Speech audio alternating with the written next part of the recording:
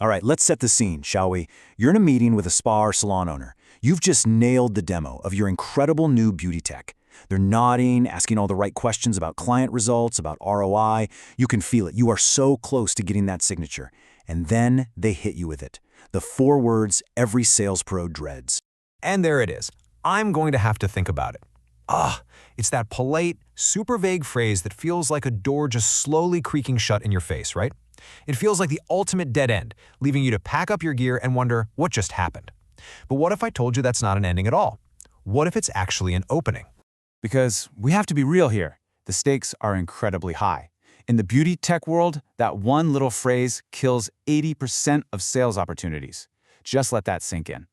4 out of every 5 times you hear it, the deal just vanishes into thin air. It's a staggering number, for sure, but it gets even crazier when you look at what's really going on behind the scenes. So, here's the painful twist. Of all those people who say they need to think about it, a massive 2/3 of them, that's 67%, they do end up buying a solution just like yours. They just don't buy it from you. They go and buy it from a competitor, probably the one who didn't just passively accept that objection. This tells us something huge. The need is real. Your job is to simply stay in the game. So how do we do that? How do we stay in the game? Well, the very first step is you've got to become a translator. You need to decode what that salon owner is really saying because, trust me, it's almost never just about thinking. So when you get that line, it's going to go one of 2 ways. Is their reply all vague and evasive, like, I don't know, I need to see? That's a huge red flag. That's a smokescreen.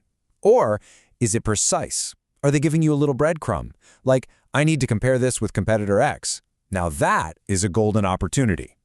Your first job is to figure out which path you're on. And here it is. This is your secret weapon to cut right through that fog. When they hit you with that vague, I'll think about it, you just calmly ask this simple, direct question. It completely changes the dynamic. It forces them to give you a concrete answer, and it instantly clarifies exactly where you stand. No more guessing game. Now, how you play this next part is absolutely critical. If they give you a score that's less than a 5, honestly, just thank them for their time and move on. Your time is way too valuable. But if you get a 5 or higher, boom, you've just earned the right to ask the real magic question.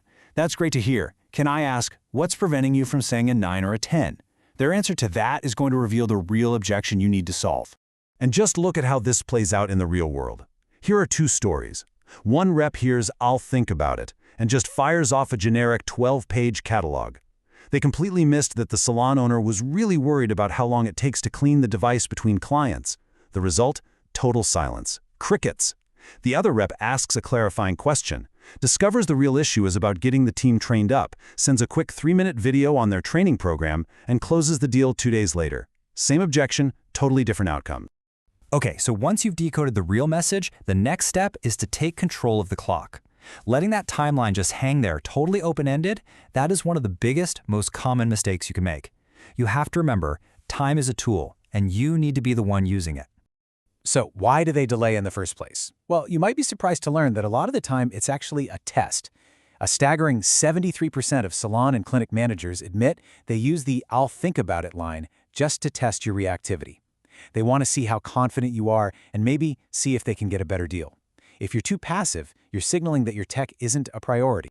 Which brings us to a crucial point. You have to reframe the delay, and you have to do it immediately. Whatever you do, never ever say, take all the time you need. That's just giving away all your power. Instead, you take control. You ask, that makes sense. How much time do you think you need? And then you propose a specific follow-up. Great, can I give you a call back on Friday morning to see what you think? This simple little shift puts you right back in the driver's seat.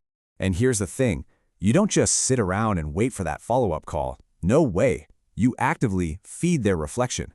You make their thinking process easier, and you guide it right towards your solution. Send them that custom comparison against the competitor they mentioned. Give them a 24-hour pass to your online training platform. Find a killer testimonial from a salon just like theirs. You're not waiting, you're adding value. And if you think this is just theory, let me tell you about a €50,000 mistake, a real story. A salesperson agreed to a 3-week delay, no check-ins, nothing. What happened? The prospect signed a deal with a competitor just 5 days later. 5! That's a painful and a totally avoidable mistake. The solution here is so simple, but it's incredibly powerful. You always propose an intermediate checkpoint. It's not about pastoring them, it's about being a helpful partner. A simple line like this: to help with your review, I'll send you a quick summary of our key points on Wednesday. Does that work for you? That keeps the conversation warm and keeps you top of mind. So, we've decoded the message and we've taken control of the timeline. Now for the final piece of the playbook, revealing the true criteria, the hidden factors that are actually going to drive their final decision. Because what a prospect says they care about, well, that often isn't what matters most. And here's why this is so important. A recent survey showed that 58% of salon owners, that's more than half, they admit they actually struggle to evaluate the true ROI of new beauty technologies. They know they need to keep up, but they're not always sure how to make the best choice, so "I'll think about it" is often just a quiet cry for help. It's them saying, "Help me figure this out." This is your chance to step up and become their consultant. You've got to move the conversation past just the price tag. And these questions, these are your tools. Ask them, when it comes down to it, what are the top 3 factors in your final choice? Ask, is there anyone else on your team whose opinion is going to be decisive here? That uncovers hidden influencers. And then circle back. If you had to score my proposal today, what would it be and why? This pinpoints their exact hesitation. If you don't ask these questions, you get these costly misunderstandings. For example, one rep assumed the problem was price, so they threw in a discount. But the real issue was the salon owner's anxiety about team training. So they bought, but then canceled 2 months later. In contrast, another rep dug a little deeper, identified a fear of poor tech support, and simply arranged a 10-minute call with their service manager.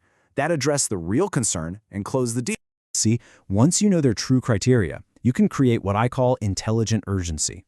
Now, this is not that cheesy, high-pressure tactic like, "This special offer ends tomorrow." Nobody likes that. This is about aligning genuine urgency with their needs. Is training a big deal for them? Let them know your free training program is included for anyone who signs up this month. Are they influenced by what their peers are doing? Let them know 3 other salons in their area just adopted this technology. It's helpful, not pushy. So from now on, let's completely redefine this phrase. "I'll think about it" is not a rejection. It is not a dead end. It is an invitation. It's your prospect giving you a signal that there's a problem they haven't shared yet, and it's your opportunity to become the consultant who helps them solve it.